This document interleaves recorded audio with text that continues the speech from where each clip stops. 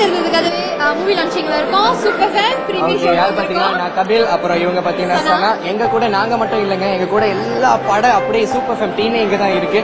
என்ன நடந்துகிட்டு இருக்கு அப்படின்னு பாத்தீங்கன்னா இங்க வந்து எங்களோட சேர்த்து பல பல பல உள்ளூர் கலைஞர்கள் வந்து இங்க இருக்காங்க.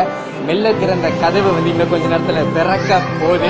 எப்படி பார்க்க வந்திருக்கோம், எல்லாரும் ரொம்ப எக்ஸைட்டிங்கா இருக்கும். என்ன மாதிரி படம் இருக்க போகுதுன்றது தெரியல, ஒரு எதிர்பார்ப்போட இருக்கும்.